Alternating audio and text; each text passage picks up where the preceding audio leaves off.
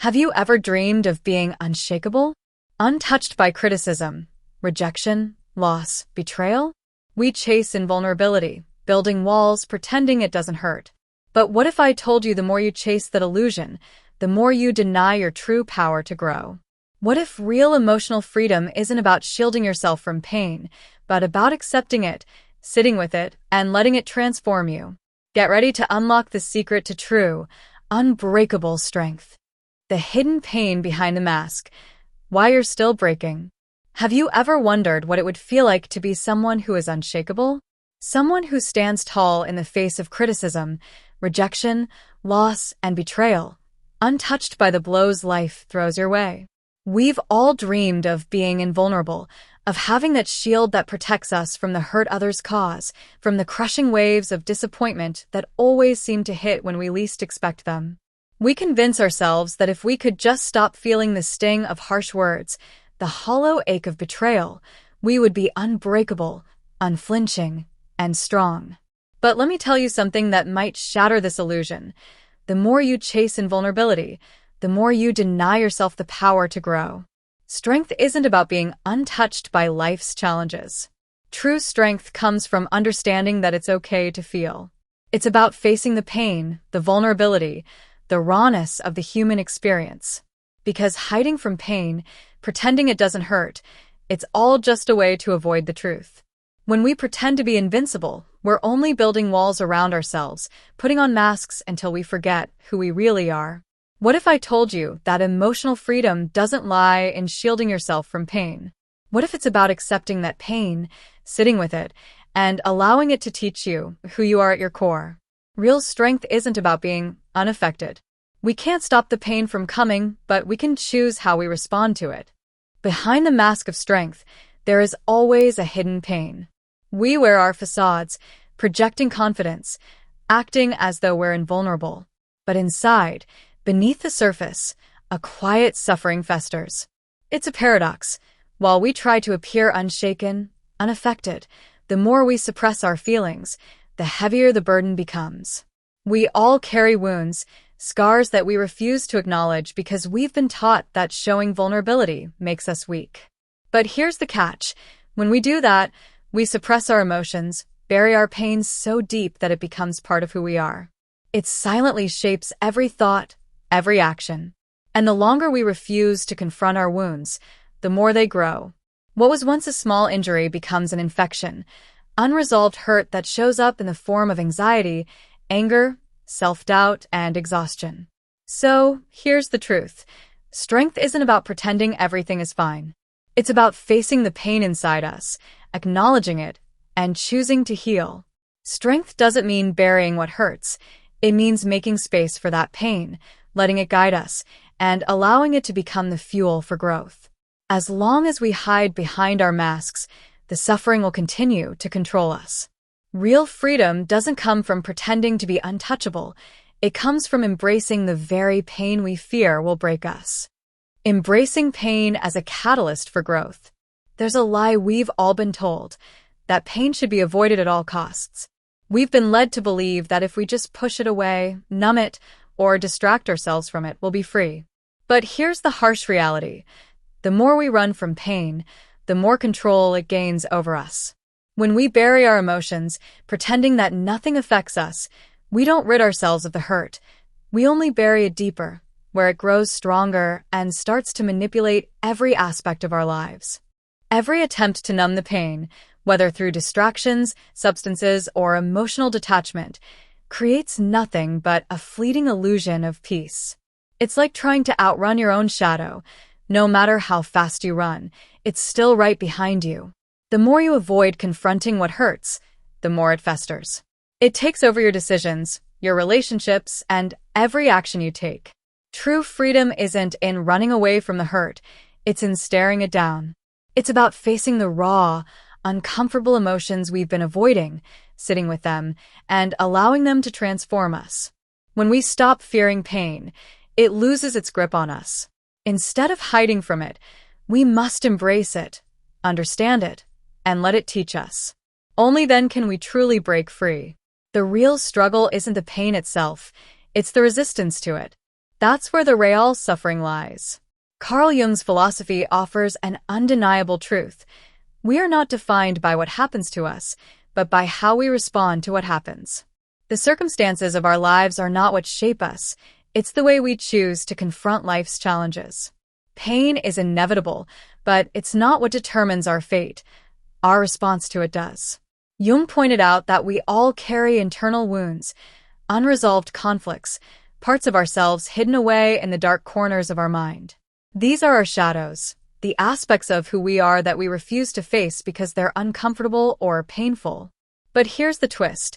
It's only by confronting these shadows that we can truly know ourselves. Self-integration doesn't mean denying parts of us. It means embracing the light and the dark, allowing them to coexist. The pain we feel often comes from these unacknowledged parts of ourselves. But we're not doomed by it. If we choose to face our pain, to understand where it originates, we can integrate it into our identity. This integration makes us whole. We stop being defined by the pain we carry, and we stop letting it dictate our lives. As Jung said, we're not what happens to us, but what we choose to become. And the key to becoming who we truly are lies in embracing every part of ourselves, especially the painful parts. The illusion of control and the power of your unconscious. We often hold on to the belief that if we're good enough, strong enough, or wise enough, we can somehow control how the world treats us. We try to predict what others will do, what they'll say, how they'll respond to us. But let me break it to you. This belief is an illusion, one that feeds on our need for control and causes unbearable tension. The truth is, no matter how hard we try, we cannot control the world. And the sooner we accept that, the sooner we can start living freely. We have no control over how others think or act. The world is chaotic, unpredictable, and people are driven by their own motives, biases, and emotions, things that rarely have anything to do with us. Yet we keep holding on to this illusion. If we could just be perfect, perfect in our actions, perfect in our words, perfect in our demeanor, then maybe, just maybe, we'll be able to avoid the pain caused by other people's judgments. This belief? It's a trap, a constant battle. We're always anticipating the next reaction, the next slight, the next judgment. It creates an invisible tension inside us that never seems to ease. The harder we try to control, the tighter we grip something that constantly slips through our fingers. It's exhausting, isn't it? But here's the harsh reality.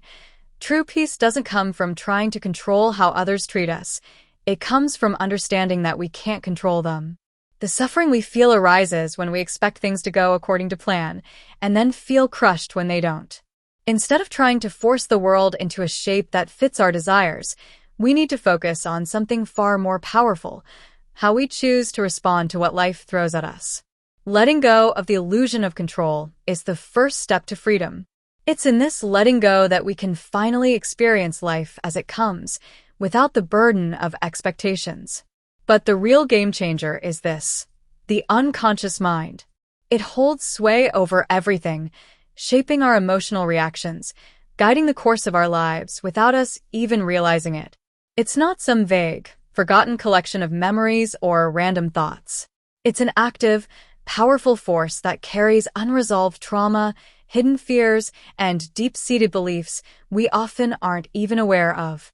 These unconscious patterns dictate how we respond to life, how we perceive ourselves, and how we relate to others. Unresolved trauma doesn't simply fade with time, it festers. It simmers beneath the surface, shaping the way we make decisions, how we form relationships, and how we see the world. It'll show up when we least expect it, when we snap in stress, when we suddenly feel an anger we can't explain, when a wave of sadness hits with no apparent cause. The truth is, what we're feeling often has nothing to do with the present moment.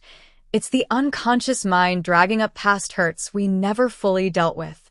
Jung said it best: the unconscious is the key to understanding why we react the way we do. It's not about what happens to us, but how we internalize those experiences.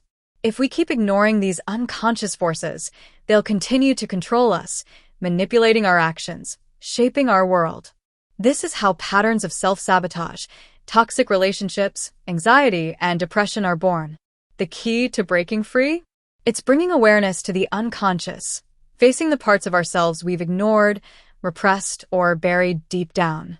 Until we shine a light on those shadows, they will keep steering our lives, pushing us in directions we never intended.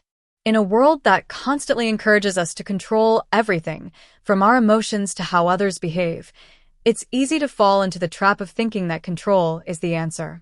We try to shape the world to fit our expectations, manage every situation, bend people to our will. But here's the reality. The more we focus on controlling what's outside of us, the more we neglect the only thing that truly matters, our internal world. It's time to stop chasing control. The power to change your life lies not in controlling the world, but in understanding and mastering your own inner world. True peace and emotional freedom don't come from trying to control the people around us or the circumstances we face. They come from understanding ourselves, from cultivating true self-awareness.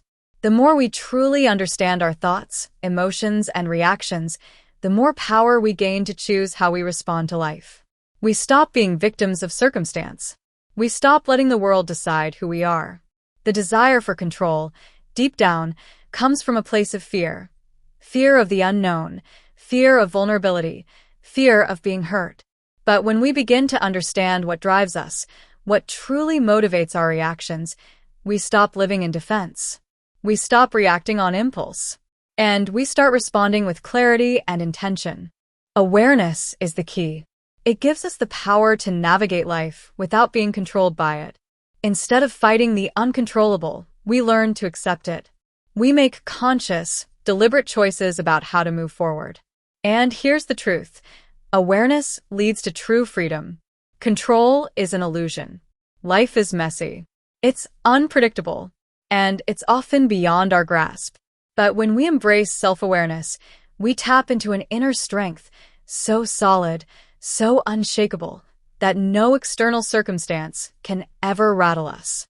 Healing and integration, the path to unshakable strength. The pain we feel in response to what happens outside of us has less to do with the event itself and everything to do with what's happening inside of us.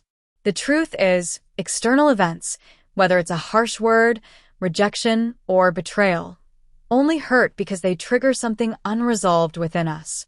It's not the event that causes the pain, it's the way it activates a wound buried deep inside, one that's been ignored or forgotten for far too long. These wounds, they are the traumas, the fears, the unresolved emotions that we carry with us. They're the scars from past experiences we've never fully healed from. And when something in the present moment echoes those past experiences, the pain we feel can be overwhelming. This is why some people can be deeply hurt by a seemingly small comment, while others remain unaffected by much worse. The difference isn't in the situation, it's in the internal wounds that get triggered. Carl Jung understood this better than anyone. He said that our unconscious mind holds all these unresolved wounds, these hidden parts of us that we've never faced. And if we don't confront them, they will continue to control how we see and react to the world. That pain we feel? It's often a reflection of something inside of us that still needs healing. The way to break the cycle of unnecessary suffering isn't to blame the external event. It's to turn inward and confront the wounds lying beneath the surface. When we heal those wounds, the external triggers lose their power over us, and we begin to live with a level of peace and emotional clarity we've never known. Integration, the path to wholeness. The process of integration is the key to unlocking emotional freedom and true self-understanding. Instead of burying our pain, fears, and flaws, integration demands something far more radical, an unwavering acceptance of every part of ourselves, the light and the dark. We've been conditioned to hide our weaknesses, to bury our fears, to suppress our pain, thinking that somehow this will make us stronger or more acceptable to the world. But all it does is create a fractured self, a version of us that is disconnected from who we really are. True strength doesn't come from denying our flaws. True strength comes from embracing them. When we refuse to acknowledge our pain, we keep it locked away, hidden deep within. And as long as we do that, it controls us. Integration is the act of bringing these hidden parts of ourselves into the light, of seeing them, understanding them, and eventually accepting them. And it's only through this process that we become whole. Jung called this process individuation, the journey of becoming who we truly are. To do this, we must integrate not only our strengths, but also our weaknesses, our light and our shadow. The shadow is made up of the parts of ourselves that we've rejected or refused to face. But here's the truth. These parts are not our enemies. They are necessary for our wholeness. Only by acknowledging them, by embracing them, can we find true inner peace. To integrate our pain, our fears, and our flaws means to stop fighting against ourselves. It's about accepting our imperfections, about using them as tools for growth. When we allow ourselves to be fully human, when we stop hiding from our vulnerabilities, we stop allowing them to control us. We transform those vulnerabilities from sources of suffering into sources of strength. This is the path to true emotional liberation. Individuation is about integrating both the conscious and unconscious parts of ourselves to reach personal growth and true authenticity. It's about facing our shadows and integrating them into our true identity. This process requires brutal self-reflection, a willingness to confront uncomfortable truths. As we do this, we peel away the layers of the persona that no longer serve us, revealing a truer, fuller version of ourselves. Jung described individuation as the union of opposites, where the conscious and unconscious, the light and the dark, the ego and the deeper self come together. This union is not about perfection. It's about embracing every part of who we are. When we integrate these opposing forces, we experience a sense of wholeness, a deep, unshakable inner harmony. Individuation is not about becoming someone else. It's about becoming who we truly are. By integrating, we free ourselves from the chains of the past, break free from old patterns, and begin to live authentically, no longer controlled by repressed desires or hidden fears. We step into the fullness of our own being. This is the path to emotional freedom, unlocking a deeper understanding of ourselves, allowing us to live a life that is richer, more fulfilling, and more meaningful. Suffering as a teacher. The path to transformation. We've been taught to avoid suffering at all costs. But what if suffering isn't the enemy? What if it's the very thing that pushes us toward personal growth, transformation, and self-realization? Carl Jung believed that suffering, though uncomfortable, is an essential force in shaping who we are. It is a catalyst, a wake-up call telling us that something deep inside of us needs attention, healing, and transformation. When we experience pain, it can feel like a setback. But what if that pain is something far greater? What if it's the very thing that brings to the surface parts of ourselves we've been avoiding? It confronts us with truths we've been too scared to face, urging us to grow, to evolve, and to integrate. Suffering is not a punishment, it's a teacher. It pushes us beyond our comfort zones, demanding that we engage with life on a deeper level. Without it, we'd stay stagnant. Jung argued that transformation cannot occur without a period of darkness. Just as a seed must break through the soil, we must face our internal struggles to emerge stronger. Suffering teaches us resilience, humility, and empathy. It deepens our understanding of ourselves and the world. When we accept suffering as part of the journey, not something to avoid, we unlock its power to drive personal transformation. True growth comes not by avoiding pain, but by embracing it as a natural and necessary part of life's process. It's in the struggle that we let go. It's in the suffering that we challenge our limiting beliefs. It's through pain that we step into the truest version of ourselves. In this way, suffering becomes not a barrier, but the very path to a deeper connection with our true purpose. The danger of emotional armor and your unshakable self. We often think that emotional armor is a necessary defense against the harsh realities of life. We build walls to protect ourselves from rejection, betrayal, and pain. We tell ourselves that emotional detachment is the way to shield ourselves from vulnerability. It seems simple enough. Don't feel too deeply, don't invest too much, don't expose your true self. But the reality is, this armor only causes more harm than good. It isolates us, pushing us away from authentic connections, from the deep self-knowledge that can set us free. The problem with emotional armor is simple. It keeps us from fully experiencing life. By detaching, we suppress everything that makes us human. Our capacity for love, compassion, joy, and yes, even pain.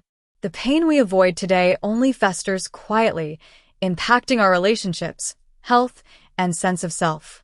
Emotional detachment might offer brief relief, but it's a temporary escape. In the long run, it leaves us numb, disconnected from others, and out of touch with who we truly are. Jung understood this. True self-knowledge comes not from hiding from emotions, but by facing them head-on. Only by understanding and accepting our fears, vulnerabilities, desires, only by acknowledging our pain, can we heal and truly grow. Every time we repress emotions, we pull further away from parts of ourselves that need attention. Instead of hiding behind this armor, we must choose authenticity.